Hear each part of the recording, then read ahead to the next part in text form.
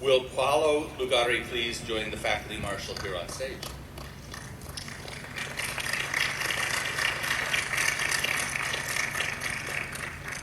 Mr. President, it is with great pleasure that I now present PAOLO LUGARI for the honorary degree of Doctor of Science and Technology. As the world starts to face up to the challenges of climate change and the widespread degradation of our environment, PAOLO LUGARI is a living reason for optimism. In 1967, PAOLO LUGARI, a chaos scientist, set out to create a different way of living. He formed a community called Gaviotas in the most barren and unpropitious part of his country. Slowly, the community has grown and prospered, providing one of the most hopeful environmental stories on the planet, a model for sustainable living on all levels. PAOLO LUGARI, in recognition of your lifetime commitment to sustainability and the beacon of hope which Gaviotas holds for this planet, Carnegie Mellon is pleased to present you the honorary degree of Doctor of Science and Technology.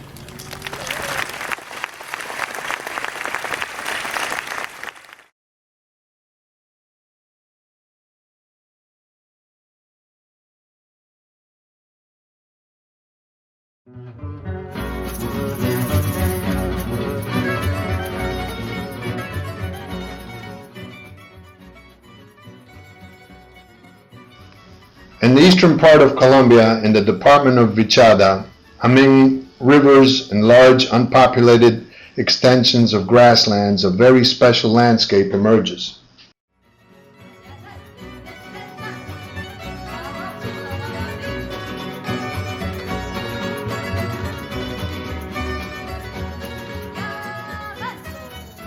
Gaviotas was created with the intent to establish a tropical utopia in order to awaken the creative capacity to understand and take proactive and appropriate advantage of tropical environments. Gaviotas has a center in Bogota where solar energy projects are developed, and it also serves as the administrative headquarters. The other more important center is located in the department of Vichada, where all kinds of high-tech projects are developed, such as micro-aqueducts for small communities, schools, and health centers, utilizing ingenious equipment that does not require fuels or electricity to operate.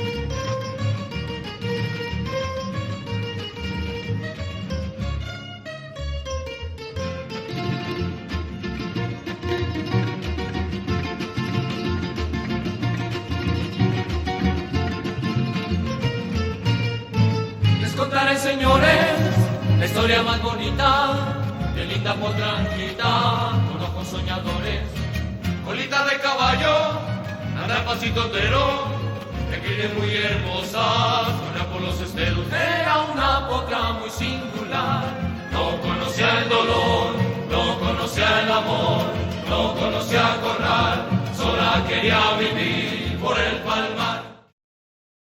The original idea of Gaviotas was to design the appropriate technology for our environment and conditions. In other words, technology that does not require high capital investments, and that the price of these products is adjusted to the low average buying power of the community, and also that the given technology is of low environmental impact. This is achieved by utilizing our best resources, our minds. For these reasons, one of the activities in Gaviotas is to design and manufacture efficient technologies that are easily installed, operated, and maintained, providing well-being to the community. According to Jorge Landaeta, this micro-aqueduct provides drinking water to the communities. This aqueduct is comprised of 3 hand pumps that were designed in Gaviotas, an artesian well, and the base on which the 3 pumps are installed.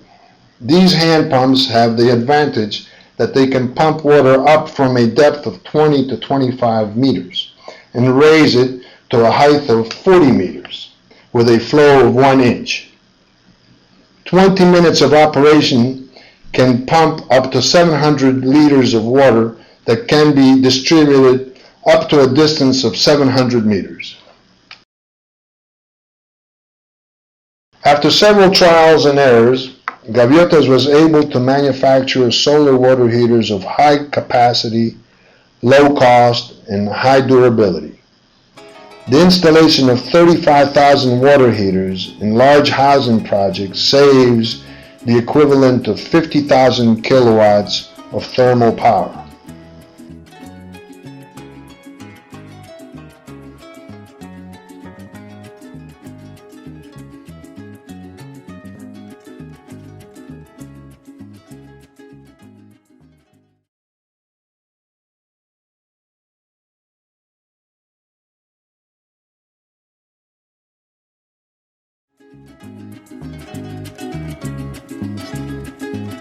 To exploit the poor quality of soils in the Orinoco Basin, Gaviotas initiated a reforestation project by planting Caribbean pines, a tropical pine. It is projected that in 15 years after planting 1 million hectares, this could provide Colombia an economic resource comparable to that of coffee production.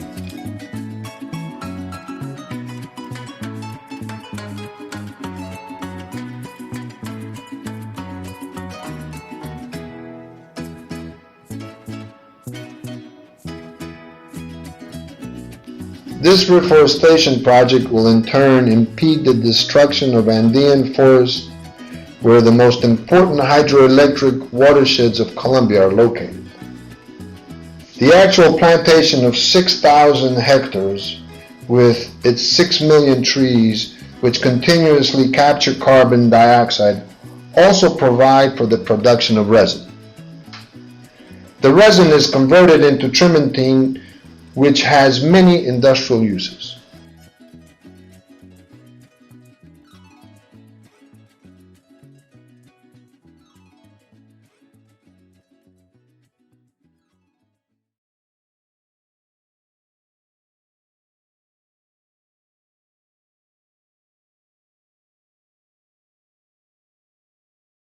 According to Gonzalo Bernal, in this type of savanna, similar to many other savannas of the developing world, it is possible to create living conditions, that is, habitats where people can live like here in Gaviotas, in a productive harmony with nature, where conflicts can be peacefully resolved, where people can live and work happily, that is, where people can sustainably live with their families. The research center of Gaviotas in Vichada has a health center and pure drinking water for the population of Vichada. In order to maintain harmony with the environment, this center has a unique design. Every element has an aesthetic, energetic, and technological parameter all at once. According to Lugari, as far as the possible future of the Gaviota Center is concerned, I visualize in this new millennium the populations along the tropical belt of the planet, which is overlapped by the belt of poverty, that these populations should be inspired by Gaviotas and therefore adopt and change in accordance to every type of environment.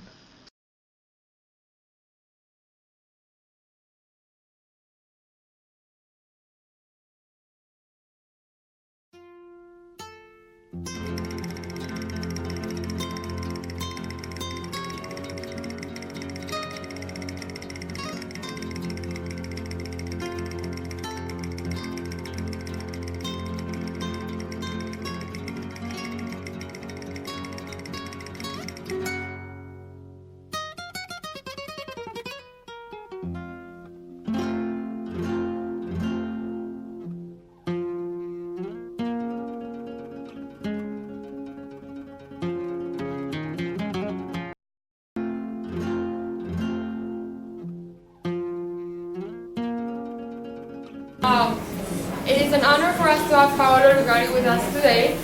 Mr. Lugari is the founder and director of Gaviotas, a village that has been named by the United Nations as a model of sustainable development.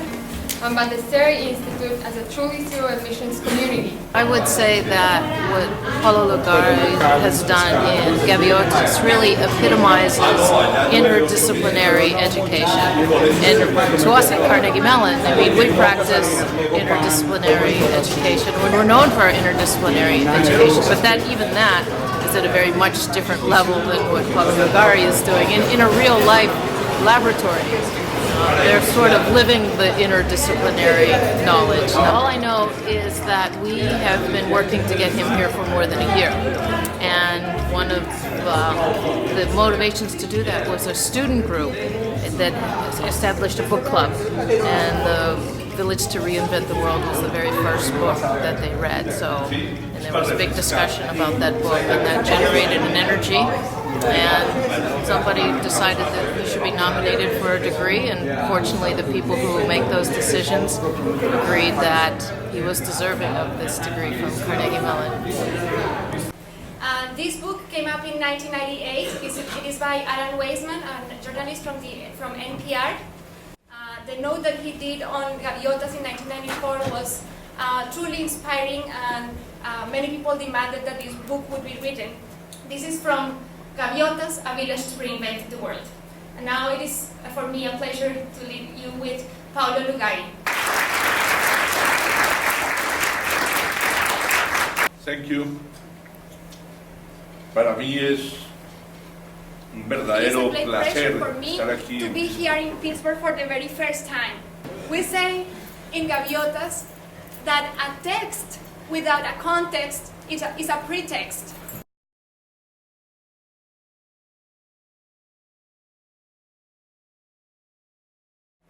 Y empiezo citando una frase de mi amigo Carl Sagan. And I start quoting one sentence from my friend Carl Sagan. En ciencia y tecnología, la única verdad sagrada es que no hay verdades sagradas. The only sacred truth is that there are no sacred truths. En Gaviotas, todo está en todo. In Gaviotas, everything is within everything. Por ejemplo, una de las ideas más brillantes For example, one of the most bright ideas nació del jefe de cocina de Gaviotas. came from the chief of kitchen in Gaviotas. Pero para eso, para reconocer ideas de todos los niveles, hay que tener humildad. But for that, to be able to appreciate ideas at all levels, one has to be humble.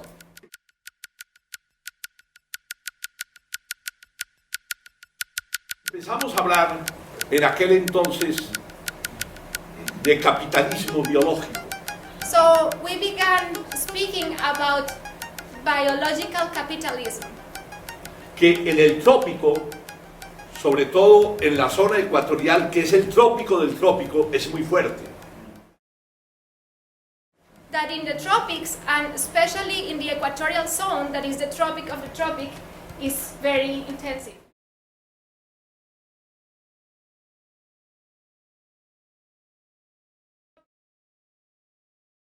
Con esos excedentes económicos, empezamos a plantar un bosque tropical biodiverso de 200 especies. So with that money, we began planting a tropical forest biodiverse with 200 species. Porque nosotros creemos que la fortaleza está en la diversidad y no en los monocultivos. Because we believe that the strength is in the diversity and not in the monocultives. Yo nunca he podido entender por qué lo único sustentable en el trópico es la pobreza.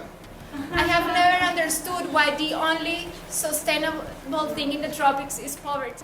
América Latina, hace 200 años, era 10 veces más desarrollada que Estados Unidos.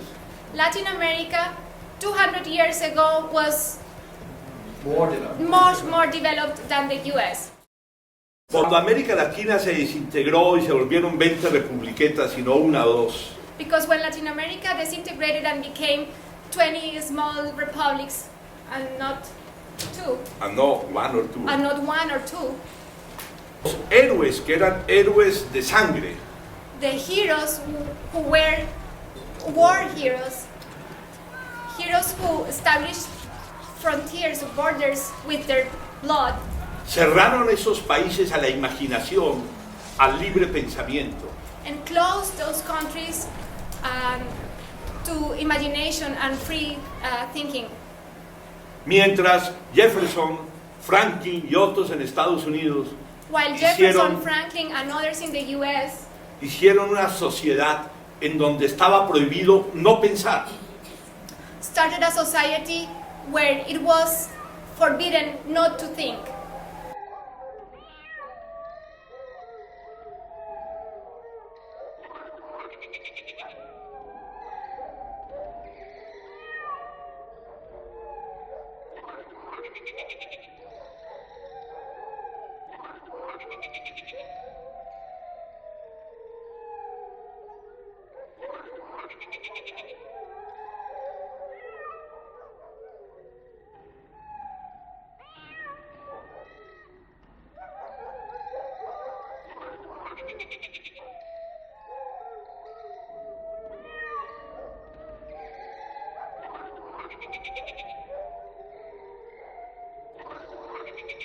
It's a meeting of like minds, it's a meeting of like spirits, and it's a meeting of like meaning.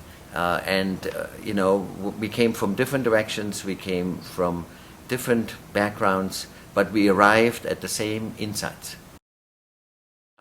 Problem very deeply rooted in our daily life's experiences. We cannot imagine things anymore that we knew 200 years ago. They are unimaginable.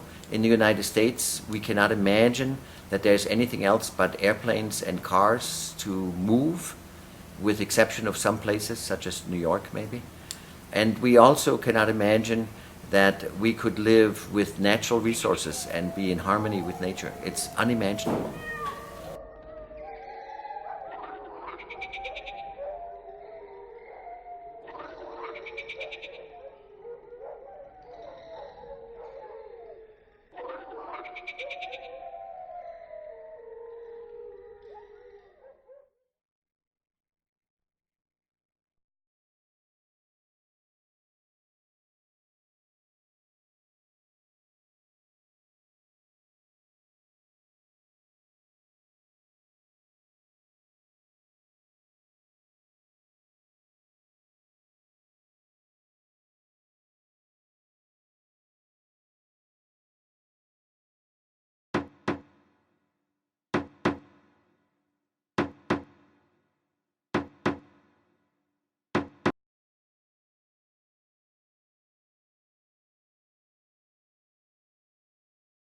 It seems I cannot reach that ladder with this ladder.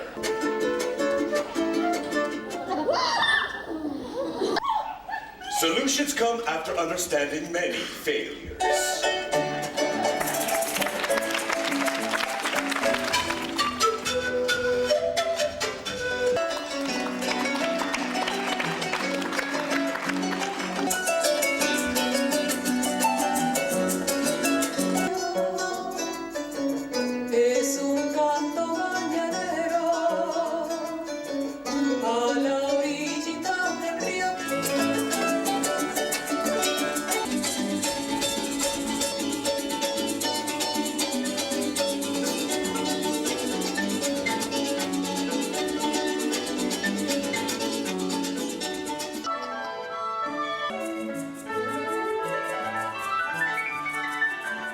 We are the sum of random occurrences born out of chaos. In